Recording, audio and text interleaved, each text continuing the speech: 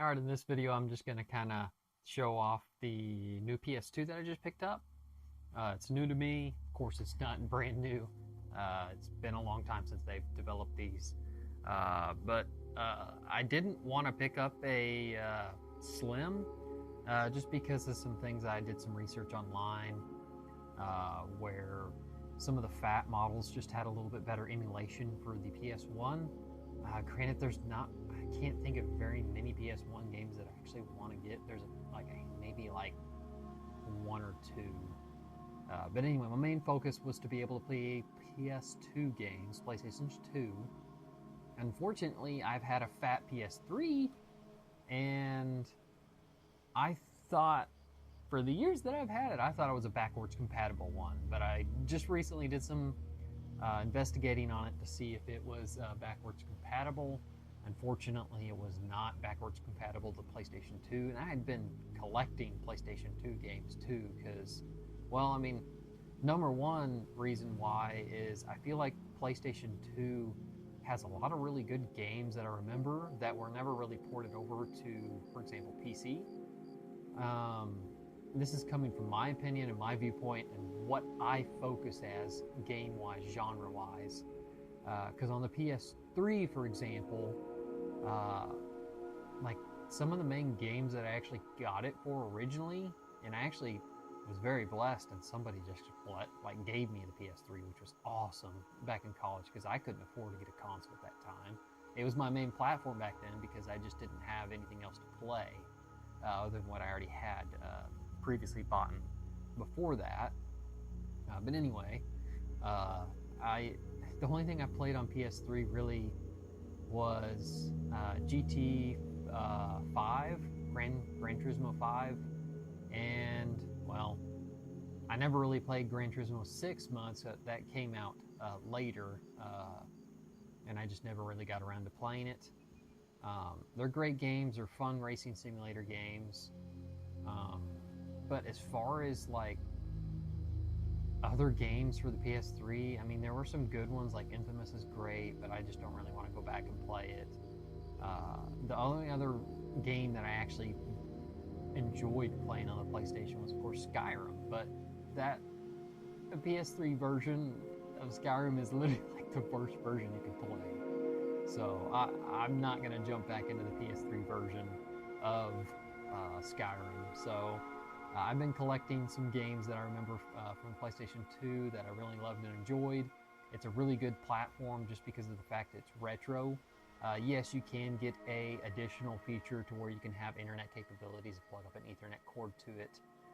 But this is kind of some of the kind of focuses that I'm kind of trying to go down, as in trying to do a disconnect from a lot of the algorithms that a lot of corporations are getting into with designing games with monetization and just kind of advertising through their interfaces and just kind of making online exclusively games. Coming back to these older platforms allows you to have that disconnect and just be able to play a game without having to worry about any updates. This is just the PS2 is a good, just it has a lot of history with me in my childhood. Just kind of summarizing some of my memories with it. I never really was originally planning on buying a PS2 back in the day, in the early 2000s. My mom, she loved garage sailing, and I would go with her every once in a while, and I would find some pretty neat like video games and stuff, and pick them up whenever I was able to. But it was very rare. I think this one occasion was actually I did not go with her, and she came home and gave me a box and said, "Hey, I bought this just for you." And it's like, wow, that's awesome. And I looked in the box and I was wondering what it was, and it was a PS2, a PlayStation 2, with like two controllers, two memory cards, and I don't know, like maybe like 5 to 10 games I remember, and I had just a ton of entertainment and just so much nostalgic added to that system just because of mom getting that for me. That was a big deal to me because my parents they weren't always able to afford that kind of stuff when we were home, which is understandable. Me coming as a parent too now and seeing how the expenses of them are, and then all your bills, and then just some of these costs of these systems are really hard to get. But my mom was really good at finding things for really good deals, and she obviously found it at a garage sale for really cheap. I don't remember what she got it for. I don't even know if she ever told me. But yeah, she got a really good deal on it and gave me all that stuff, and it just created a lot of nostalgic childhood memories. Um, some of the main games I think I remember playing back in the early 2000s. I think I did have this actually came with this PlayStation that I just bought, PS2. I actually made this case in another video as well. The game actually was inside of it. They even advertised that it was a loose disc, so they just shipped it inside of it, which I thought was kind of resourceful. Um, but anyway, I did play a little bit of this back in the early 2000s. Not a ton, because it's a racing simulator. It is a little bit more difficult. It's not like, for example, like Burnout, I think is the one game I'm thinking about. Anyway, there's some really neat racing games that are more arcadey on the PlayStation 2 that are just fun and just kind of retro. But I think some of the main games that I remember playing on this console really are mainly like the Lord of the Rings. I didn't play much of the Two Towers. Most of what I played on this system was Lord of the Rings Return of the King. I remember playing a ton of hours in it, and even playing co-op with my brother in it. It just kind of ran through mainly just the Return of the King. The movie really is what it kind of, you ran through. You ran through all the movie aspects, all the cutscenes. But it kind of had a neat little RPG kind of interface to it, to where you could get additional experience depending on how well you did during your gameplay, and then you could get new abilities and new combos. It was just fun back in the day, and I was just really big into the Lord of the Rings stuff back in the day. I read the books and was still reading the books, and just really enjoyed that series and the movies. They were also, the movies were fresh during that timeline, and they were in my library then, and I even still have my original copies of Lord of the Rings from that era. But yeah, it just, there's a lot of just different connections and memories to the PS2. I think another game I think I eventually picked up, and I don't know if I actually picked it up or rented it, but I had Half-Life, the original Half-Life for the PlayStation 2. I remember playing it because I remember playing the Half-Life Decay. Half-Life Decay came with kind of like a little package within the PlayStation 2 game, where it was a co-op. There's a two-player co-op mission that you could play these two different scientists. I don't recall their names, but I remember that. I mean, the Half-Life, if you see some of my other content, it's very meaningful to me. It's one of the original first-person shooter games that I've just wasted tons of hours into. But it's a great game. And this is another reason why I picked up this console, because I'd like to pick up a copy of it eventually. They're a little pricey, but just for the nostalgia aspect, it might be worth going ahead and collecting that. But there's a few just different things that I like to just kind of talk about this PlayStation, besides some how nostalgia and memories that I have with this.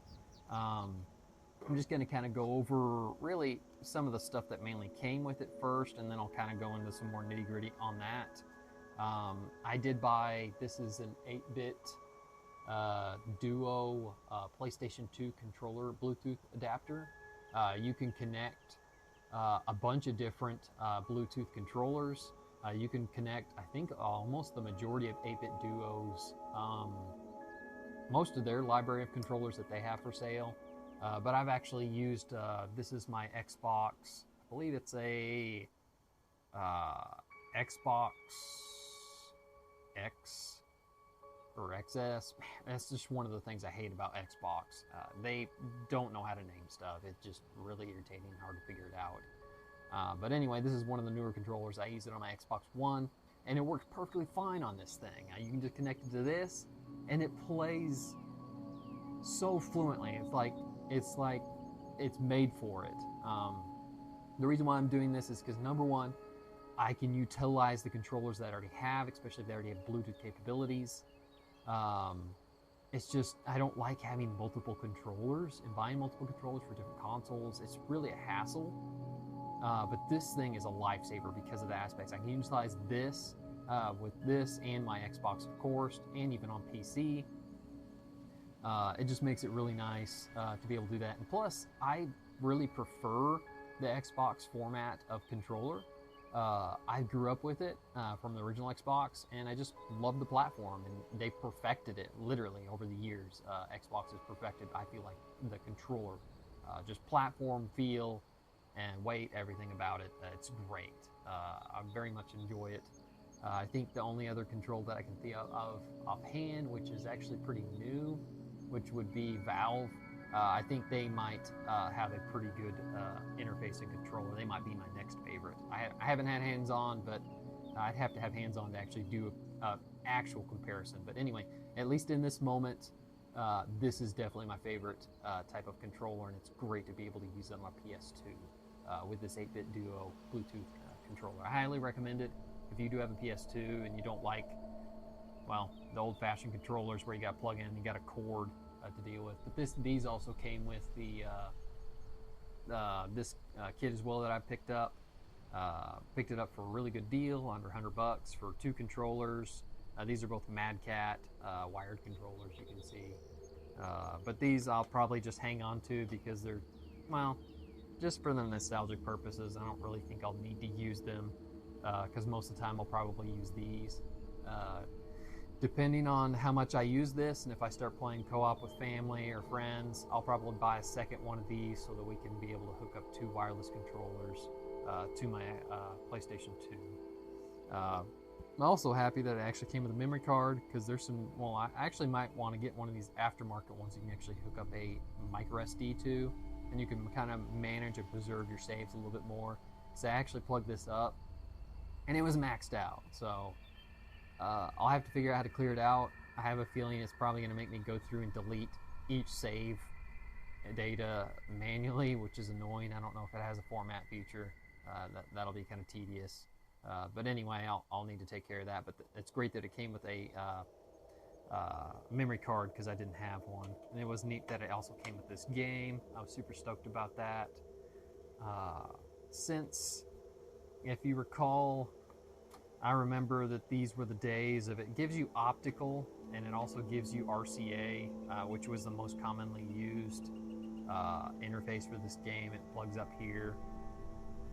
I didn't want to use RCA. I could use an RCA converter to HDMI. I thought about doing that, but I figured I'd try again, because originally I had gotten a HDMI converter for my N64, and unfortunately it did not work very well at all. It was absolutely terrible. It kept working intermittently. Excuse me. Kept working intermittently and kind of like cutting out and kind of particling and just doing different kind of weird things on the screen. So I ended up returning that one. It was some kind of HDMI cord. This one, I had a little bit better luck with the ones that actually were just a little smaller. So I figured I'd give this one a try. I have one very similar to this for my Nintendo Wii. I don't remember if it has a power to it or not, but it basically just has a plug and play and straight to HDMI, and then has an auxiliary port for headphones or speakers or whatever. And then here's the power that goes up to it to help it change. I don't think there's any kind of adjustment on it. I did play a couple games with it so far, and just kind of, also because I haven't been able to test any of my PS2 games I've been picking up, just to kind of validate that they work, because I've been picking up so many different games and not being able to test them just after finding out, oh, I'm going to try it on the PS3, it's okay, it'll work, but nope. Unfortunately, it's not backwards compatible, the version I have anyway, but that's okay. I'm not too brokenhearted about it. I'm fine with parting with it, and then I'm replacing it with this, because there's just so much more on the PS2 library front that I'm actually more interested in, and also because it gives me that that concept of disconnect of online and monetizations type of games. That was one of the really big benefits of that. But yeah, I didn't really notice any issues with this. I'll give it a little more try to see if I have any issues. If it does, I'll return it and look for a little bit better quality one on Amazon. It's most of where I get my equipment. also got the 8 Duo Bluetooth adapter on Amazon. It's about $25 to $30 depending on if they have Prime sales or not. You'll just have to look and see what they have. I need to do a little more cleaning up on this. You'll notice the actual hard drive bay here. It's not the original cover. I'm not brokenhearted about it. The guy I bought it from actually created a 3D printed cover to kind of cover up the hole. If I ever do a hard drive upgrade, just upgrade for like space or something, which might actually be a really good idea, I might do that eventually. I don't think I'll use it for a media platform or anything like that. I have some other things that I do for that, for my media, like for example, like music and stuff, just different kind of setup. I'd rather just keep this for mainly for video games. Excuse me. Mainly for video game playing and related to that. But yeah, I'm super stoked with that. I got a pretty neat little setup with this. Got that, got the controllers. Granted, they're wired ones. These are probably just going to go in storage, the controllers, just because of the fact that, well, it's the funny thing is just going from wireless controllers to wired, it's so weird, and then it's nostalgic. But it also kind of, it really makes you, at least in our living room, it makes me get on the floor and just kind of appreciate kind of some of the nostalgic things that I remember doing as a kid. We used to just kind of lay on the floor or really close to the TV because, well, the controller cords really limited on how far we could sit back. Usually we didn't get to sit on the couches. It really depended on the setup of how the living room was. And typically it was you were laying in front of the floor on front of the TV. So yeah, I'm super happy, super stoked to pick up this PlayStation 2. I'll probably be using it for playthroughs on certain different things, or maybe even just some short clips of just little things that I might play. As far as like playthroughs and stuff, I know I do want to do a Final Fantasy 12 playthrough. I could potentially do it on the PS2 version, but I already have, but even though it's been years, I kind of want to play through the PC version. They've done some revisions. I don't recall what all they've done. But it'll just allow me to be able to play on my PC platform, which is, of course, I use mainly my Steam Deck, which I love and enjoy, and I will continue to use if I'm able to. If I can't, sure, I can emulate, but there's just something about actually playing on the physical hardware, especially have a lot of different connections to that console, and just so many different features and things that you can actually do in mod with these components. Another reason why I'm doing this is because, well, my kids are kind of too young for this kind of stuff right now, but as they age, I want them to be able to see a lot of the different things that I grew up with, and just the concepts of being disconnected from all this social media and all these online monetization stuffs that constantly pulls in and advertises toward you. This just gives them what I kind of grew up with video game wise. I'm really hope to love and share a lot of these nostalgic memories that I had with my children, and hopefully that they'll love and enjoy that as well and cherish that as they grow older and age like I have. But anyway, just ranting a little bit about the PlayStation 2. Oh yeah, there was something else I was going to mention on it. I did do a little bit of research on it, and I did pick up, I don't know if you can see this or not. Let me see if I can get it zoomed in. Let me turn my light on. I actually didn't even have my light. There we go. The SCPH 3901. I actually did a little research, and I don't remember what version I actually had. This is a little bit later version of the FAT. I did a little research, and this one's supposed to be a little bit more reliable than its first generation PlayStation 2. I was a little happy about that because it's a little bit quieter. I don't really remember how loud mine was. I could have actually had a 39001 or whatever, but I don't remember. I mean, I do remember the CD drive being a little clunky, opening and closing back in the early 2000s. This one kind of does the same thing. It kind of hesitates a little bit, kind of sounds a little clunky, but I mean, feels pretty solid. I tested several games in it, ran great. I forgot how some of the old school PlayStation 2 stuff is pretty, has a lot of tears in the graphicking. There's not much involved with anti-lasting, I think is what it's called. But there's some HDMI fixes that I'm actually might do some later videos on to be able to rectify that. I can't recall what some of those devices are. They're pretty expensive. They can range anywhere from like $80 to $100. They basically they plug into your HDMI line and can help enhance your visuals to your TV. It doesn't actually do anything on the console interface. It just adjusts the picture and sharpens your image. And I guess it kind of has some features that help improve the graphics, make it a little bit look smoother and cleaner. But anyway, I'd have to do more research on that, and I'll talk about that more if I get around to that. But anyway, I just wanted to show this, and hope you enjoyed this setup that I have. And you'll see some more content related to PlayStation 2 games, of course. And as always, be positive, be creative. Thanks for watching.